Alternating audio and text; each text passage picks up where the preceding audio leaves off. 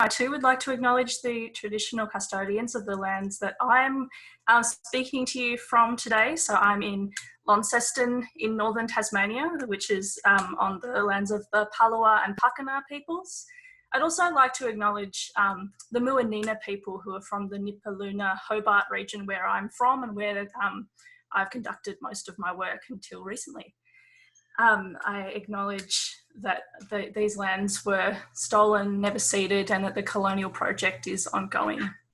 And I think it's really important, we were speaking about this in the plenary earlier today, that it's really important that as sociologists, this is something that we keep in mind in the work that we do, and we actually do something about addressing, I guess, past and present effects of colonialism. So I don't know, it's just something that it's really important to leave space for. And I'd also like to just reiterate some points from earlier today that I thought were really interesting about how it's been really great. About one good thing about the current Zoom environment is that we've been able to hear acknowledgements and learn about the lots of different groups of peoples and country that people are speaking from. I think that's a really important thing to be doing in this context. So thank you all.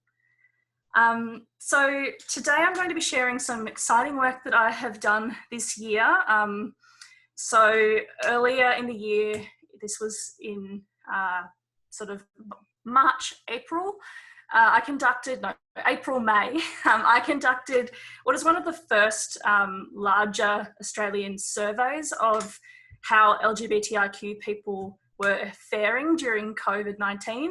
There were some sort of earlier studies or little smaller kind of projects in localised sites that were happening. So I do want to acknowledge the work of the Sydney Gay and Lesbian Rights Lobby, who did do an early community survey of COVID, and the Transform team, I think, who are based at Melbourne Uni, who did some work around the impacts of COVID on trans people. So there have been some really great timely work happening that was happening around the time I started this project.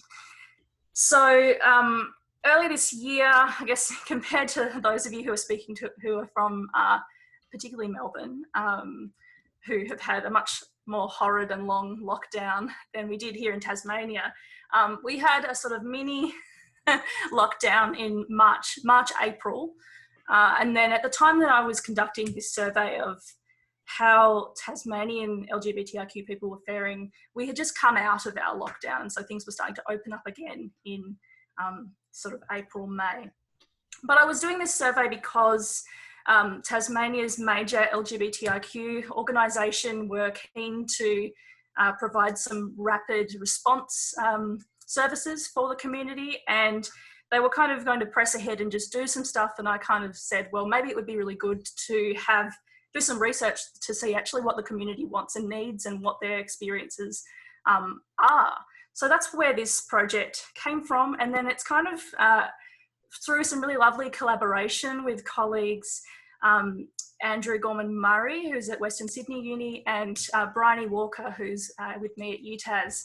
We've written this paper, which has been accepted and will be published in the forthcoming special issue in the Journal of Homosexuality about the impact of COVID on LGBTIQ people around the world. So yeah, I'm really looking forward to sharing this work with you today. So we're interested here, I guess, on what are the spatial impacts of COVID-19 been on queer health, wellbeing and belonging in the Tasmanian context in particular. So I guess it probably goes without saying, and many of you have no doubt have intimate lived experiences of this, but when we think about disasters and emergencies, and in a lot of the literature that there already is on this topic, there's often been this idea that disasters are neutral. And we saw that with COVID. There's this idea that we're all in this together. But a lot of the literature really emphasises that this is definitely not the case. And there's quite an emerging body of work that shows that LGBTIQ people are often further marginalised during disaster, like natural disasters and emergency situations. We've seen things like refusal of care, refusal of services, further exacerbation of pre-existing mental health conditions, lack of access to healthcare, these kinds of issues, but particularly, and Andrew has done some really interesting work around how queer communities can be especially impacted by loss of homes or displacement during natural disasters. And we already see like issues with lack of access to LGBTIQ inclusive healthcare or other health and human services being kind of further stripped away in emergency situations. There's very much an idea that with that mentality that disasters are neutral and it affects everyone, that we shouldn't really be bothering about these issues of things like gender and sexuality. These are just peripheral to the core human condition, which is incredibly wrong. So with some of this interesting work from some previous studies around queer disaster literature, I was really interested to apply some of that thinking to the situation with COVID, because we're seeing some really interesting emerging impacts. But a lot of this at the time when I was working, some of this stuff was really just emerging. So that's sort of been the background for some of this work. But with an interest in space, and this was something that I was really interested to learn, that Andrew Gorman-Murray has contributed to this work, is we're thinking about how space and place can influence senses of health and well-being. And so this Fleury and Atkinson's Spaces of Wellbeing framework is a really interesting way for us to think about how spaces in different contexts might facilitate or detract from the sense of well-being. So the Fleury and Atkinson's framework focuses on 4 key ways that space can encourage or support a sense of health and well-being. So these key spaces are spaces of security. So is a place or is a space literally secure? Do you feel safe there? Spaces of capability. Does a space or does a place foster a sense of self-fulfillment? Does it encourage or build on people's capacities to be who they want to be? Integrative spaces are spaces where people feel, that encourage us to feel like we're part of a community, that we are integrated and we belong, and that we can connect with people and also access social networks for support. And finally, spaces that are therapeutic, literally can contribute to our health and healing, whether that be physical health or also mental health as well. So according to this framework, a space of wellbeing needs to have all or most of these key kind of attributes for it to be a space that will contribute to people's health and wellbeing. And there's been some really interesting work done. Andrew Gorman-Murray has done a bit of work on this in the mobile work project, and some of my UTAS colleagues, such as Kim Beasy and her team, have focused on spaces of wellbeing in education as well. So this is a really interesting way to think about how space can influence health. And so I'm interested in the COVID context, how this might contribute to queer people's health. So here is a snapshot of the survey that I did. So in late April, early May, we conducted an online survey that was filled out by 231 LGBTIQ identifying Tasmanians between the ages of 14 to 78. It's a pretty good response rate for a Tassie project, I've got to say. So there are some stats about their gender and sexuality breakdown of the sample. I probably better not dwell on these. And we also see here a nice little map where the majority of the participants came from. I guess I'll just caveat that the majority, this is, I mean, we can't really do very good representative data, and I'm not a quantitative person, but in some key ways, this sample does reflect major demographics in Tasmania. It's very white, mostly born in Australia. But also there's a much more higher educated and more likely to be employed than the broader Tasmanian population. So there's a few little points there. Okay.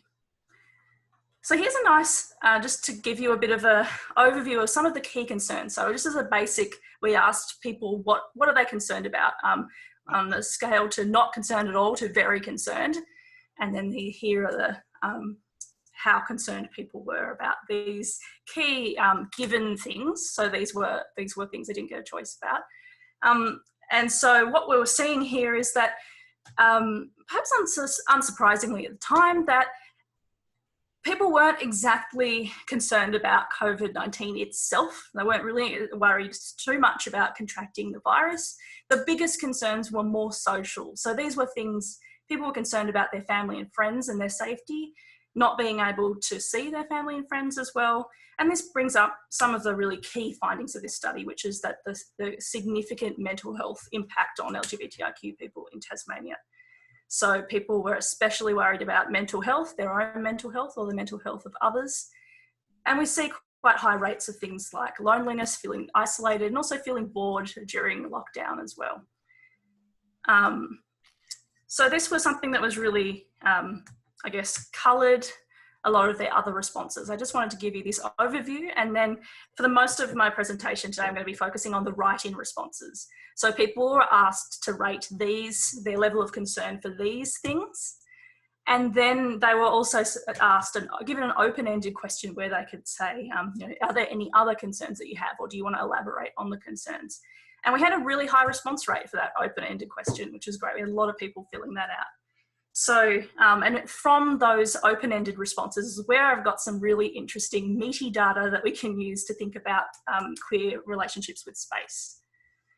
So I've broken this down, maybe a little bit ham-fistedly, but I think it works quite well, into public, private, and virtual space. We're seeing some really interesting developments around how these three sites influence queer health and wellbeing during COVID. So there was a lot of comments about fairly unsurprising stuff about people feeling stressed, just in general, feeling stressed going out in public, people not social distancing, some really funny quotes like, the general populace in northern Tasmania do not have a clue about, about health and COVID safety. So people were generally annoyed and feeling unsafe.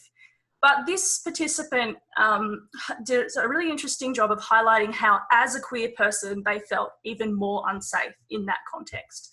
So they talk about how, as an essential worker working in retail, they feel like people are not respecting things like social distancing around them, and this was exacerbated by them having being immunocompromised, but also they thought that being outwardly gender non-conforming or outwardly obviously queer in this context made people feel other people around them react negatively to them, which is quite interesting. So here we see that in the COVID kind of disaster context, being visibly queer in a public space could even further detract from someone's sense of wellbeing and safety. I'm really sorry to tell you that you only have 2 or so minutes left. I babbled. Full world. So here's another really great point here about how being visibly queer in public influenced a sense of unsafety. A lesbian was worried that if they were walking down the street being with holding hands or being close with their partner, their same gender partner, that they wouldn't be seen as social distancing, or they wouldn't be seen as being in the same household. And this so this person felt quite unsafe in public because of this. And this raises real issues around the heteronormativity of a lot of the public messaging around COVID, around which is very much around families. And so the use of who can use public space and how was very much influenced by this. And this was putting this person here at a disadvantage of feeling unsafe. Again, this is something that's probably very familiar, that people were feeling quite a real sense of loss and grief. So not only while being visible in public space could detract from well-being, there was a sense of being invisible as well, and being the loss of queer public spaces, which I'm sure many of you have also felt. And then a sense that they were feeling invisible then. If they couldn't be queer visibly in public anymore, were they queer at all? And which is pretty terrible. And we've seen that happen here in Tassie, where we've actually lost our only queer venue has closed recently because of COVID, which is a real shame. yeah, will have actual impacts, and particularly health impacts on the community. In the interest of skipping through, I'm so sorry, we saw a quite, I guess, not unsurprising sense of private space becoming less and less private. People are working from home, people are really cooped up, and people are feeling a sense of that this was causing tensions in their personal lives, which is a real concern. But this was also, here's a more extreme example of where somebody may have been experiencing abuse at home. So a lot of young people having had to move back home to live with maybe unsupportive family and parents. So this was something that we did find in our study. It wasn't a major thing that was coming up again and again, but it was there, and it was likely to be probably larger than what we found. And so skipping through, we saw, interestingly, while there was a real emphasis on virtual spaces during COVID, we're all here, we're all online, isn't it great? We saw particularly older people in our study feeling like this wasn't really enough, this wasn't actually helping our mental health.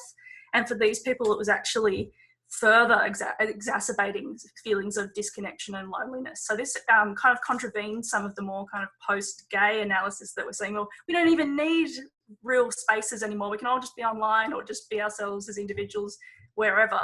These people are really showing that maybe in a post-COVID world, we actually do need more and more dedicated queer spaces. And I think in a Tasmanian context where there aren't many queer spaces, that is, quite an interesting finding. So I guess just to finish up very quickly here are applying the spaces of wellbeing framework to these key spaces that queer people in Tasmania were experiencing during COVID.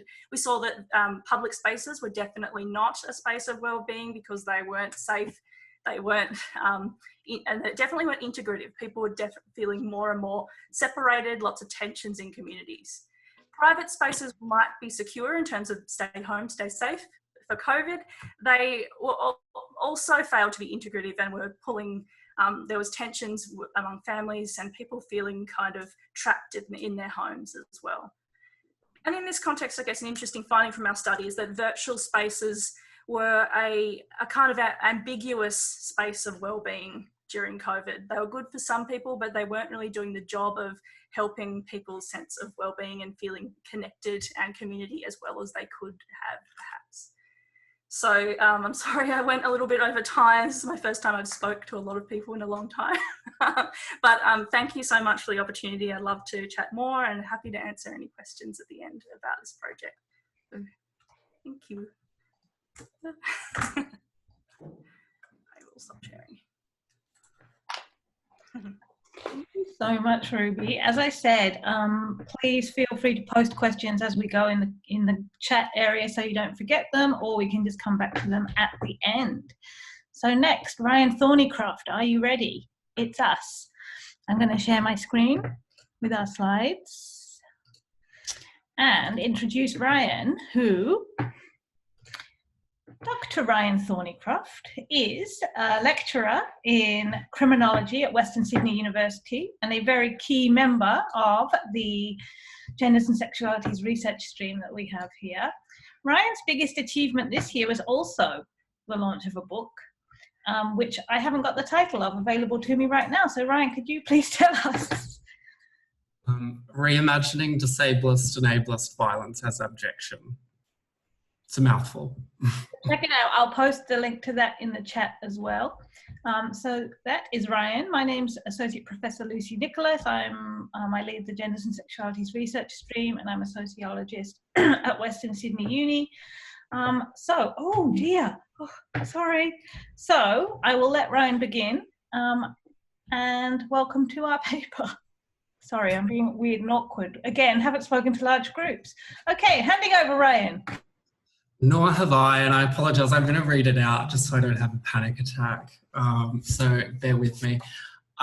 So first off, Lucy and I would like to pay our respects to any Aboriginal and Torres Strait Islanders peoples here today. Our campuses stand on the stolen lands of the Darug, Tharawal, also known as Darawal, Cabral and Wiradjuri peoples. They are the original or ongoing owners, and sovereignty was never ceded on these lands. I think I can work the slides from my end, maybe not. Okay, sweet. So the context for this presentation started with an encounter in March. So I remember reading these words from the Director General of the World Health Organization on a Saturday morning, and the night before I had engaged in casual sex with 2 other young men. The world I had woken up to on that Saturday morning was different. COVID suddenly became really serious in Australia. We were now in a pandemic. Time became odd, strange, queer, Crip. So in this presentation, we use my story to ask a series of questions about the politics of sexual practices during COVID. In a time of social distancing, many people in the gay community and beyond continue to have casual sex. We're interested in these practices given the material and potentially deadly consequences that this may have on certain populations, and we seek to reflect on the questions of risk, responsibility, deviance, and desire. We invoke the concept of responsibilisation, a symptom and outcome of neoliberalism, to signify the ways in which individual subjects are rendered responsible for practices that would otherwise be the duty of collective others, or historically no individual at all. While responsibilisation discourses are traditionally heteronormative and ableist, as well as assuming individualistic agency while invoking a responsible sociality, we suggest that COVID has cripped and queered responsibility and time. This has made Crip and queer perspectives and experiences more central and more universally experienced, providing the opportunity to imagine alternatives of a new future for everyone and to reimagine sexual practices and ethics. Thus, we use the crisis of COVID as an opportunity to rewrite Crip, queer times, futures, cultures, responsibilities, and sexual practices. We can go to the next slide. Thank you, sorry. So while the cause of the global COVID pandemic can be attributed to broader social and structural forces, such as globalisation, neoliberalism, capitalism, and population growth, it is still the case that individual subjects have been responsibilised to limit its spread. Various rules have been implemented, and given the pervasiveness of heteronormativity in society, it is perhaps not surprising to recognise that queer casual sexual practices are constituted as impermissible and aberrant behaviours. Given the reproductive, romantic, heterosexual norm inherent to normative constructions of sexuality, it holds that queer casual sex is constituted as bad and unnatural, particularly in the midst of the COVID pandemic, as it is well established that oppression is intensified and compounded during times of social upheaval. Seeing a partner for care reasons has been officially sanctioned in many jurisdictions, implying that casual sex that is not connected to emotion is not as core to well-being. It strikes us that normative subjects are externalised from responsibility, for example, hotel quarantine issues in Victoria, while non-normative subjects are remonstrated, so for example, the Black Lives Matter protests. Even some queer commentary has rendered those flouting social distancing as ill-informed and irresponsible, according to one commentator who went on to proclaim that not all of us are willing to put people's lives in danger for dick. Ledden notes that many gay men have continued to engage in casual gay sex to maintain a sense of normalcy in times of uncertainty. It is important to acknowledge that casual sexual practices help maintain emotional and mental health for many queer populations, yet it continues to be objected and rendered impermissible. We argue that to negate and demonise this behaviour strips such people of context and history. Go to the next slide. Thank you. So turning to Warner's claim that abjection continues to be our dirty secret might be one way to think through the politics of risky sex and its impact upon others, as well as to contextualise historical legacies with contemporary practices. So writing in the context of the HIV/AIDS crisis, Warner wondered why he continued to engage in condomless sex despite the deadly risks to himself and others. The continued practice was a seemingly ungovernable impulse he described thus. I recoiled so much from what I had done that it seemed to be not my choice at all. A mystery, I thought, a monster did it.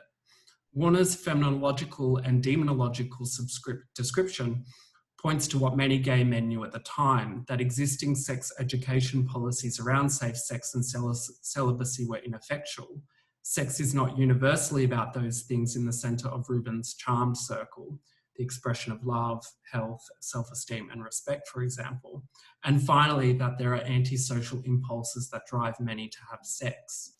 Halperin understands Warner's assertion to be what it means to be to have someone stick up our butts or to have someone come in our mouths. We need to admit our pleasure in being the lowest of the low, in being bad, in being outlaws, in betraying both our own values and those of the people around us. Both Warner and Halperin perfectly capture the tantalisingly transgressive appeal of risky sex. In a context in which gay men are already exposed to social humiliation, abjection is about taking bitter pleasure in that humiliation. As Halperin notes, abjection is an experiment with the limits of both destruction and survival, social isolation and social solidarity, domination and transcendence. This account illustrates the conscious and unconscious motivations for sex, both historically and contemporarily. Queer people have an embodied familiarity, can't say that word, with viruses given the devastation of HIV and AIDS. Yet it appears neither COVID nor HIV and AIDS can stop our quest for fucking. Responsibility also loses salience and meaning for subjects who are often only and always constituted as reckless and irresponsible because of their non-normativity. I'll now hand over to Lucy to discuss the different temporalities that COVID has opened. Thank you very much, Ryan. Excuse my terrible clicking around of the slides.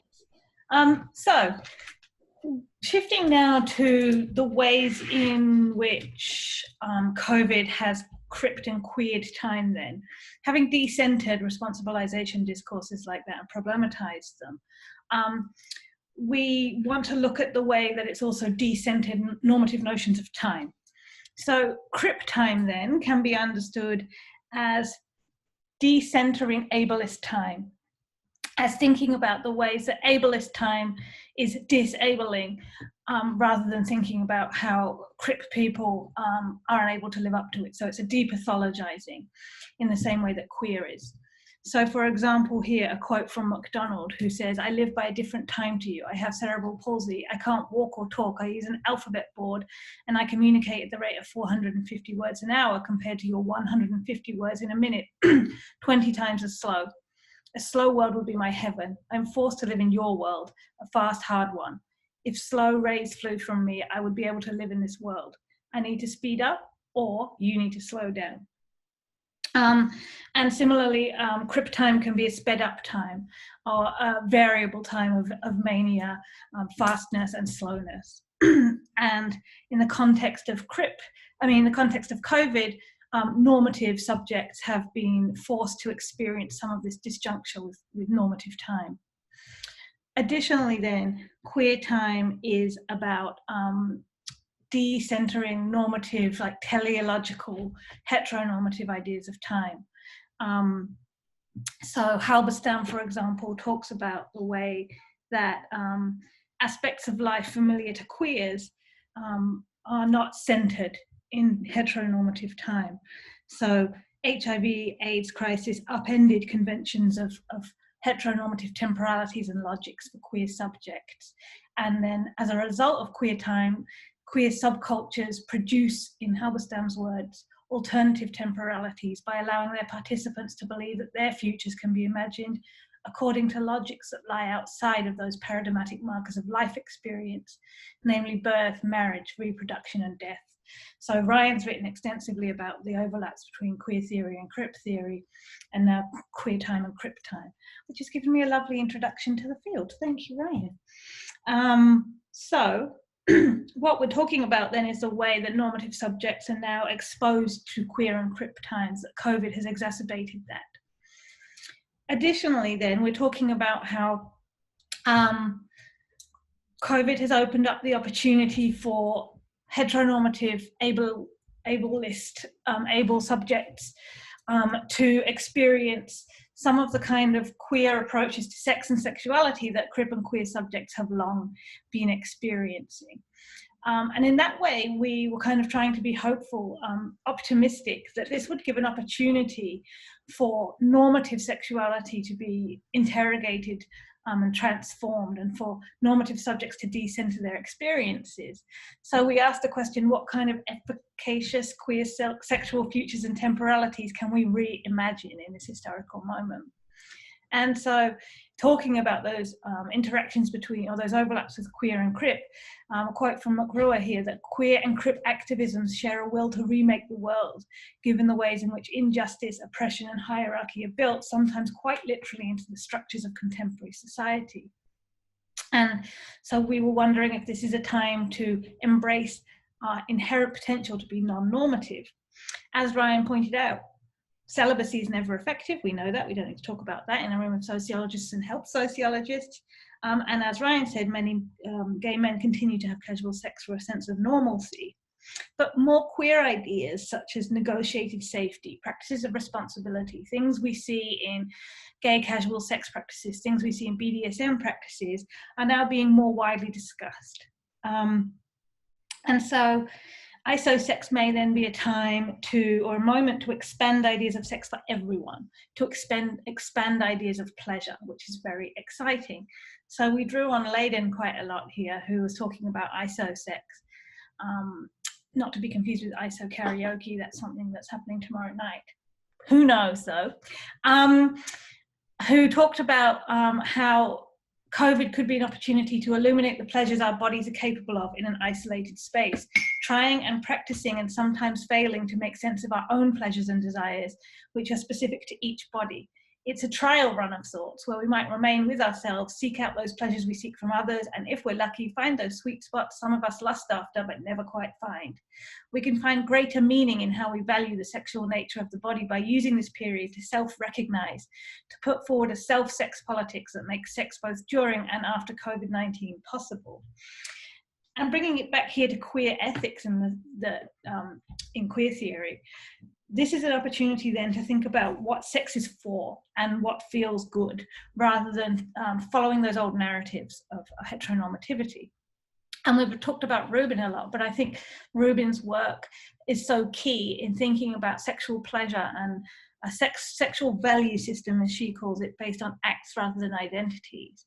And so this COVID context means that more people have probably had to think about that with the restrictions that COVID has put on their lives and experiences. So aspects of Crip and queer sex force us to rethink ableist and heteronormative notions of pleasure, desires and sexual practices, and so does COVID-19.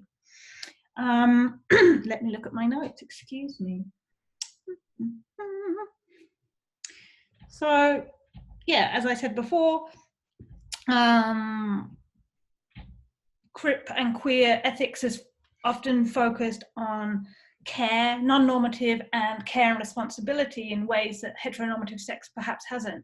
And so this is an opportunity to create a context of both pleasure and of responsibility, but responsibility understood in a more relational way rather than in the neoliberal way with which Ryan opened the paper. So just to quote from Leyden again to finish, isolation sex with other people may occur virtually, online, or physically with those whom you reside.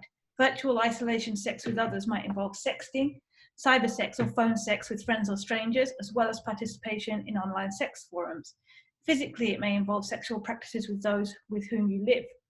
The practices may be sexual pleasures that are conventional or unconventional, standard or new, experimental or traditional.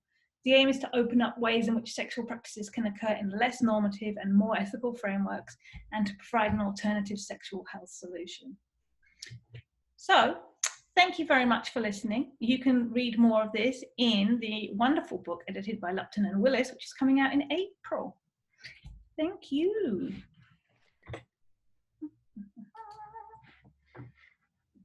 Okay, stop share.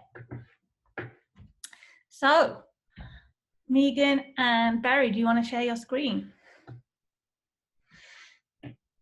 Allow me to introduce our next panelists, who are Dr. Megan Sharp, who is a sociologist at Melbourne University, and Dr. Barrie Shannon, who is a sociologist at Newcastle University.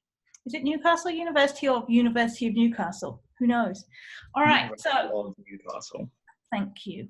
So I will give you a 5-min warning in the text box and maybe a 2-min warning in the chat. But I will hand over to you who are talking about queer bedroom cultures in COVID.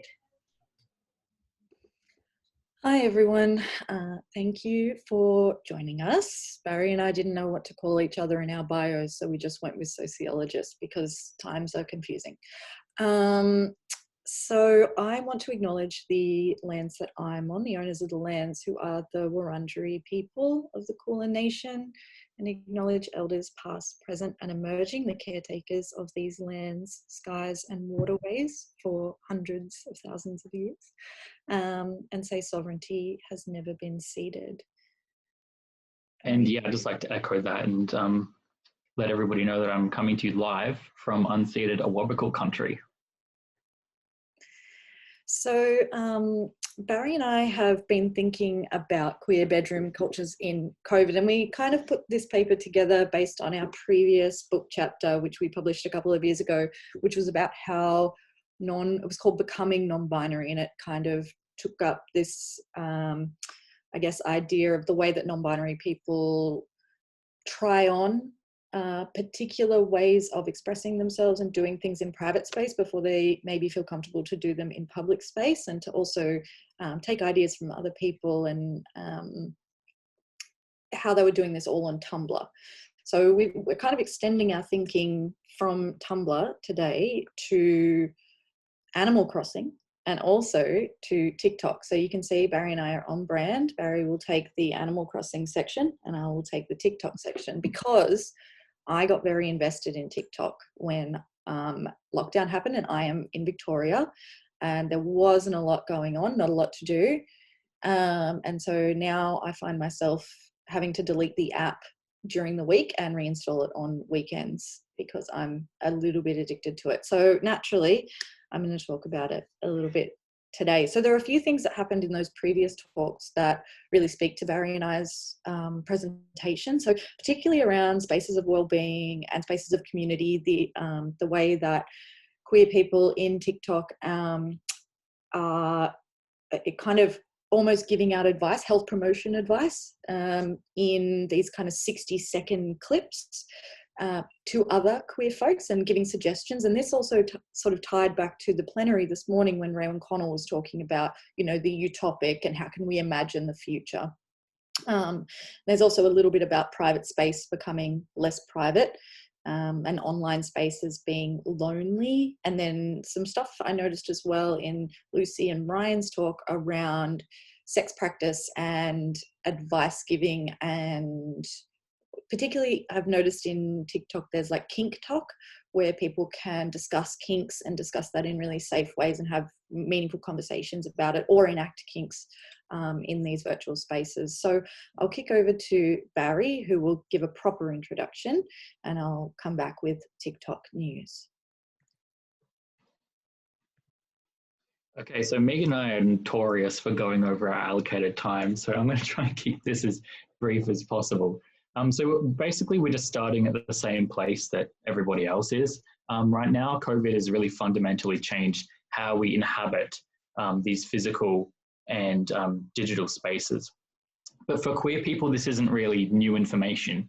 Queer people have been using these underground economies of expression and relation to traffic in code, affinity, and intuition rather than the literal. That's words from Alex Cho, who discussed this in how Tumblr is basically a product of queer affect. So doing this to freely express ourselves while we mitigate the risk of expressing ourselves in public spaces isn't new. But we think that there are some interesting COVID case studies to consider at a time where a lot of our relationships are basically being mediated digitally. And Megan introduced you to the 2 case studies we're looking at today.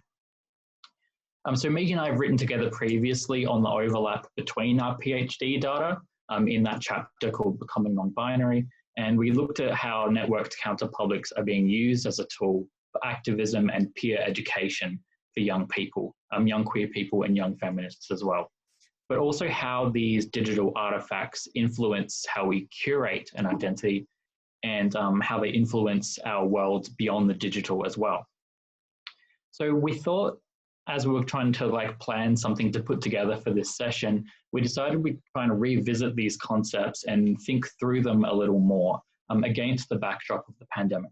So to do this, we're going to be using Lincoln's synthesis of bedroom cultures, because we felt like it was a useful way to think about those cultures of resistance and identity curation, which is what we've been doing together for a while. So we present these observations not as internet studies experts, I want to be clear about that, but we want to present it as a way to think through queer place and space making in the so-called real and the digital worlds against the backdrop of a pandemic where our taking up space has been constrained. It's worth revisiting the bedroom as a site of refuge, of resistance, place and identity at a time when many of us have been stuck within them, not by choice and sometimes without those support networks or without access to those families of choice.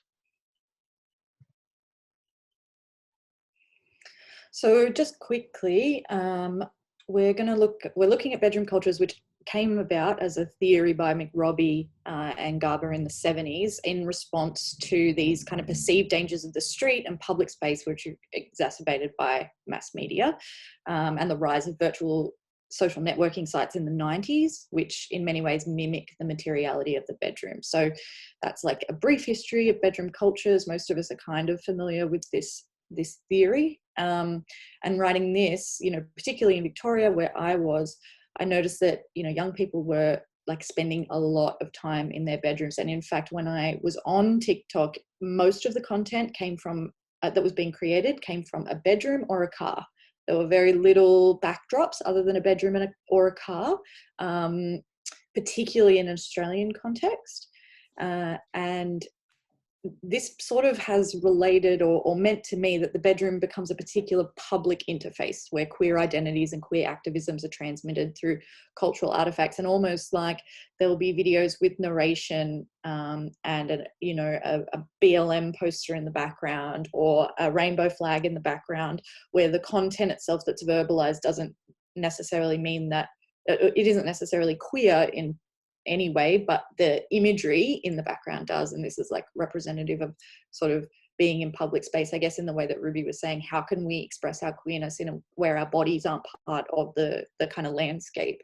And I was thinking about this in terms of Munoz's concrete utopias and futurity, which I use regularly, because I think they're useful in how we can imagine young people, or how we can think through young people imagining their own futures, particularly their futures as queer people, as gender non-conforming people, trans people, and how they connect to community. So do you want to next slide me, Barrie? Thank you. So again, like the point that Barrie made, it's like little wonder that queer people find themselves on what is called alt-tok or alt-TikTok, just simply by virtue of the fact that queer people have always found the underground spaces by which to, express pieces of themselves that may not be considered acceptable in like the mainstream forms of social media.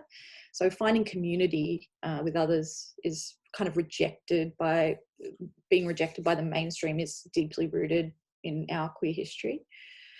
And TikTok itself is really heavily censored. So you'll find that words like sex on TikTok are spelt out SEGGS when there's narration or, closed captioning happening. So there's a lot of kind of encoded terminology that's happening. And these encoded technologies or terminologies move across time and space, and they gather momentum. And it almost becomes, there are straight TikTokers who make videos and say, I must have stumbled upon lesbian TikTok because I've got no idea what anyone is talking about. I don't know the language, and I don't know the lingo.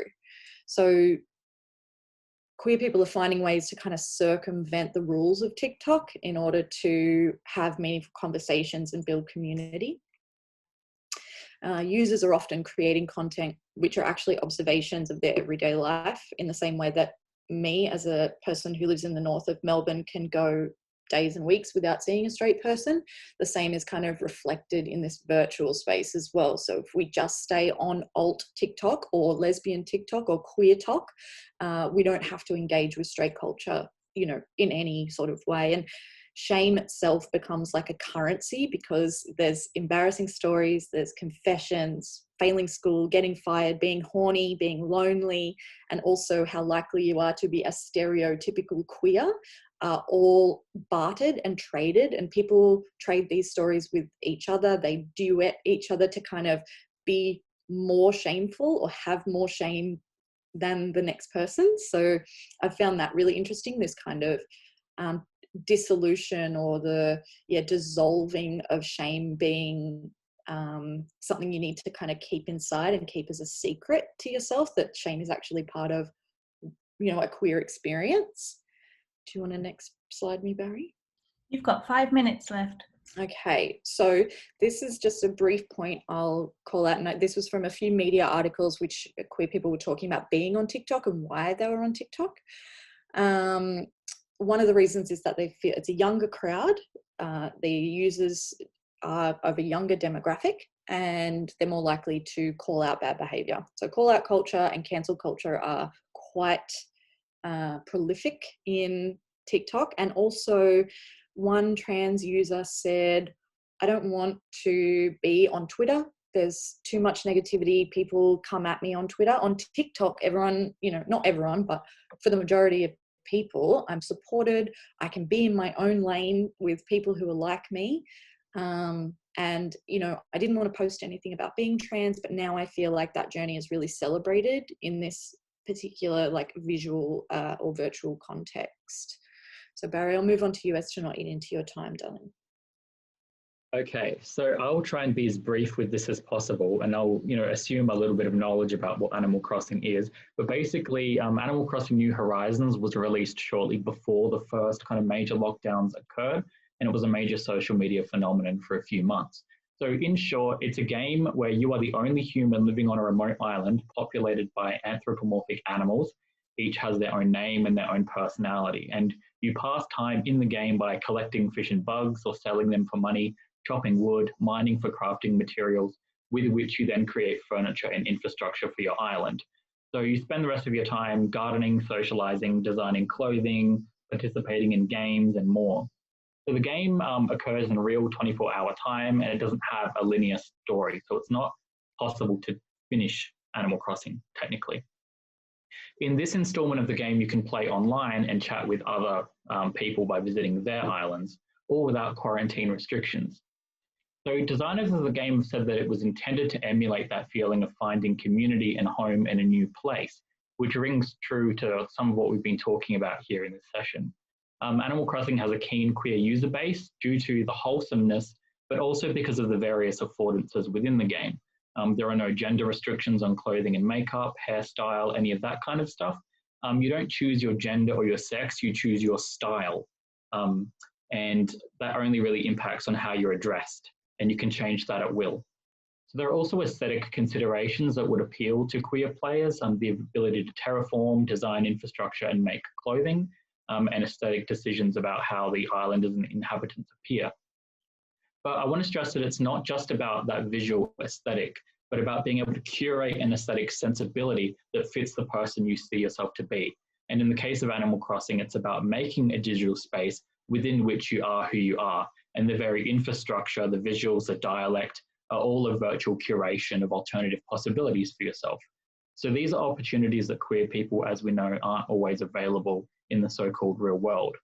So it's been used by queer communities to get together, to have pride events, and to express solidarity as well. And as you can see, you can design things and share them with other people. And there's an example of a Black Lives Matter pride flag there. So rather than troll the internet for examples of other people's gameplay and broadcast them here, I wanted to share some screen caps from my own gameplay to demonstrate, perhaps just a little playfully, the queer world building that's facilitated. So in this picture, you can see my Animal Crossing character wearing a white tie-up crop top, short shorts, stockings, boots, standing under my town flag, which is Janet Jackson's The Velvet Rope. I visited many islands of my friends and strangers, and the flag is often used as a statement of identity, whether through a meme, a flag, or something else. I've included this screen capture to demonstrate the queer language and the dialect that's woven into the experience of the game. You can change basically what the catchphrase other animals say when they ask you, and they don't object to what you try and get them to say. You can also create clothing designs and place them in your store, and those are often used by the animals in their own outfits. So if you were to create a trans rights shirt, there's every chance at least one of your animal friends will begin wearing it, which can add to that rich kind of queer world building where you are creating this, I guess, digital realm for yourself. And an important aspect of the gameplay is also the online interactivity. You can visit others or be visited, and your clothing and flag designs can be shared with other people to create in their own islands. So sharing your queer world with other people is a key part of the gameplay and is a key affordance that's been used by queer players. So this is a picture of me and my friends wishing for stars during the first major lockdown when I hadn't seen anybody for a couple of weeks. So I've rushed straight through that. I'll quickly jump to Megan for some speedy conclusions. Yes. So the speedy conclusion is that we think queer placemaking in digital realms is not new. But during the pandemic, we feel like revisiting bedroom cultures as a concept is like kind of, I guess, just a rich site of understanding the way that young people have used the internet, have used virtual space, and what maybe can be afforded to researchers in future. And I've noticed a few people doing research in Animal Crossing, like doing their ethnography in Animal Crossing and doing their ethnography in TikTok, which I think is really, innovative. And I would love to hear more from people who are doing that kind of work, because it sounds really interesting and I want to know everything that's going on there. And I was thinking too about the way that queer young people have been using social networking like TikTok and Animal Crossing to afford new ways of exploring Munoz's theories of futurity and concrete utopias, and what Ruby was saying about loneliness, even those people who feel lonely in physical space. I've seen this on Queer Talk and Alt TikTok, where a lot of young queer people are feeling the same ways, and their levels of shame in confessing that or letting that be known, their loneliness, is really reduced. So loneliness is a really strong theme in TikTok at the moment, and particularly loneliness related to sex and sexuality, that, people just want to touch other people, and that's really common as well. So the respectability politics that are often associated with appropriate queer behaviour can and should be revisited through these sites, because I think there's a lot of sex education happening on sites like TikTok, and perhaps they're not respectable, these bourgeoisie rules of respectability, as Halberstam would say, but they're really important and becoming a huge part of how young people are imagining their futures. Thank you.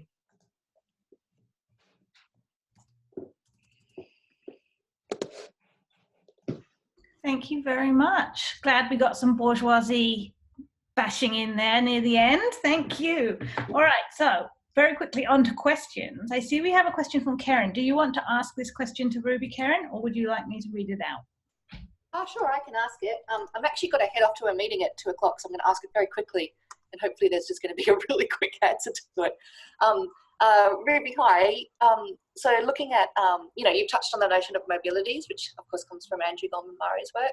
And I was thinking about some of the literature around the sort of divergent paths that COVID offers. You can have business as usual, where we've got, existing health inequities maybe amplified by COVID. But then there's also this transformative potential that the UN has obviously identified and seeks research to be able to fulfill this. Did your thinking about mobility and placemaking, did your participants offer any kind of vision for LGBTQ places in the future, like how they could be enacted or materialised or operationalised? Not off the top of my head, but I will say I think it's interesting that I guess in the current moment, COVID does offer some interesting things around place, because I guess, and I've experienced this myself, and even right now, that maybe there is less need for the same kinds of narratives around queer migration as in the past. You know, we were able, particularly here in Tassie, we've been able to access lots of amazing events that would usually be happening in places like Sydney and Melbourne. There was the Stand By Us bisexual conference that was happening, I think, like quite during some of our lockdowns. So there's actually a lot more affordances for queer space for maybe regional and rural areas through virtual environments than in the past, which I think is really great. So I think that could be capitalised on. None of my participants talked about that specifically, but I think that is there's something interesting there.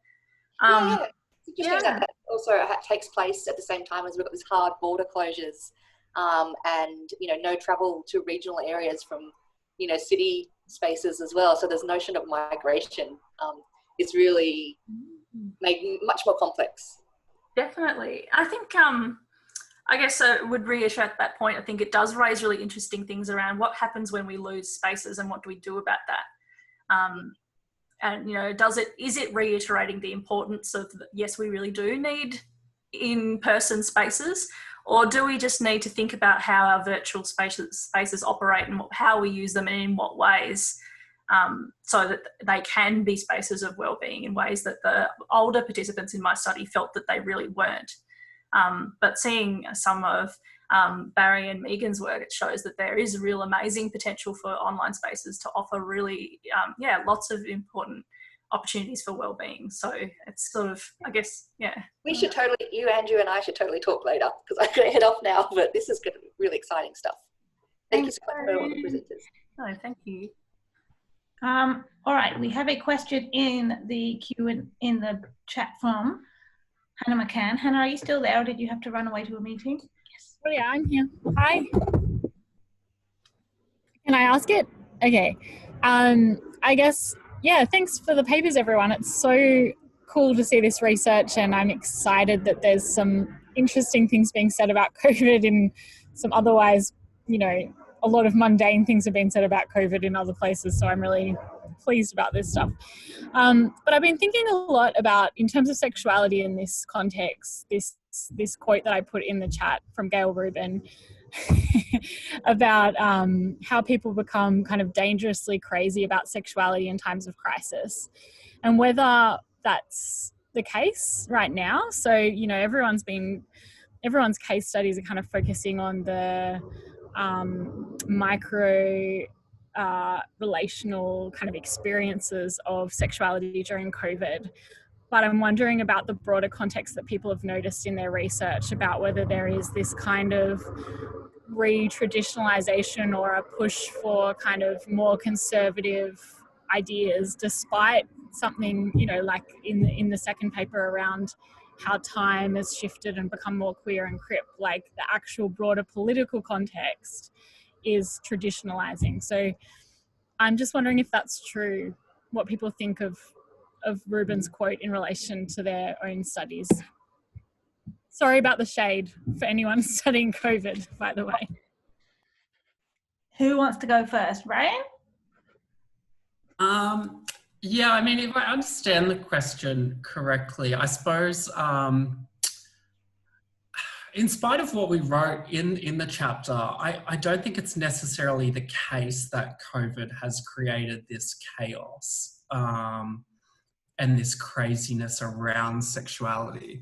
I suppose the motivation for us was, as kind of I said at the start, it was just taking this kind of personal experience, and particularly with my work in Crip theory and disability studies, was kind of a concern for how do I engage in particular practices knowing that it can kill disabled people. So I suppose that was, the motivation for the article, for the chapter rather. But I don't broadly think there's there is this devolvement of chaos around that. I suppose that's just my kind of gut feeling. I suppose also at the same time, I'm not sure whether, this is hinted at in the question too, we didn't necessarily wish to conflate HIV/AIDS with the COVID crisis. And maybe we skimmed some of that a little bit in delivering the verbal presentation. I think there's also another interesting question about the legacies of HIV/AIDS and how that carries on today in similar and kind of different forms. So I think that's kind of another related question. I don't know whether I'm answering your question, but anyone else feel free to jump in.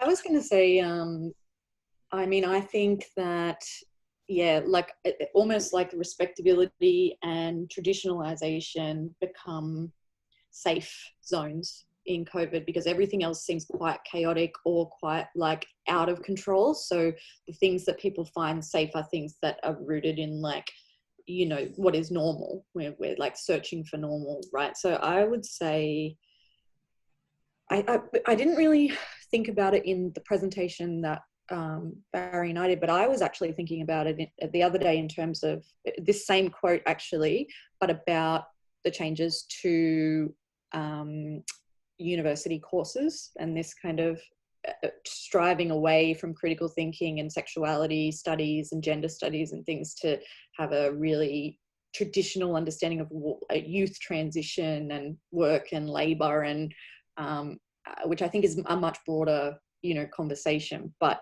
yeah, I mean, I do feel like there is a kind of harking back to really conservative or traditional values, particularly around the family and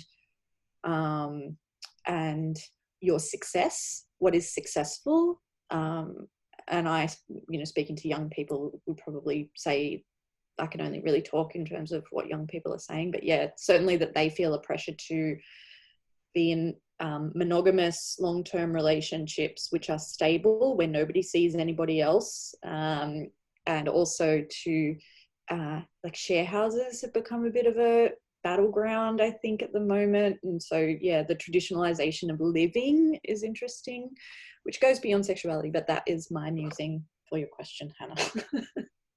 Can I jump in again? Sorry, I don't want to monopolize anything, but I think what's interesting is, like, in a sense, to be non-normative is to already feel like you live in a time of social upheaval. So it's quite interesting when we actually do encounter, you know, times of social upheaval, how some things are, you know, very different, but some things are just the same as they always were. So it's kind of just creates that kind of, I suppose, a sense of disorientation about how intense certain things are. I suppose that's the only thing I'd add to that. All right, I am calling for a final question if anybody has one. Anyone? Some awesome themes came through there that we all shared. I'm very excited about the possibility of doing a special issue with Megan about futurity and concrete utopias that she doesn't yet know about, that I just thought of. Final plug for, oh, Richard, go for it. Oh, sorry, it's Rick actually. Can I just ask, as a trans teacher, I'm actually quite excited by the work that might develop within the next 6 to 12 months. Like myself, I came out this year and I've used Zoom as a method, I thought, of safety, of coming out and meeting new people and working in the education. Some of my students who are TGD have also found that space. So do you think there is scope that in some ways COVID-19 has given us a sense of a safe place to kind of be authentic and come out, and this will now lead to a lot of different exciting research that will develop next year in this space? I would say yes, and I think, Barrie, you would agree with me, wouldn't you? Absolutely, I would. Watch this space, the dreamboats that do queer internet research. Yes. All right, everybody. Thanks, Rick. So, Iso-Oki, is it tomorrow night? Why can't I remember anything? Please sign up. Don't be ashamed. In fact, use that shame as a currency, a queer currency, and put it on TikTok. Sign up for Iso-Oki. see you all there for some socialising. Thank you so much for coming to this session, and thank you to our incredible panellists who are the smartest. If you have been recorded and wish to not be on the recording, please send me an email at this email address and I will edit you out. But otherwise, I love my gender and sexuality stream friends. Bye!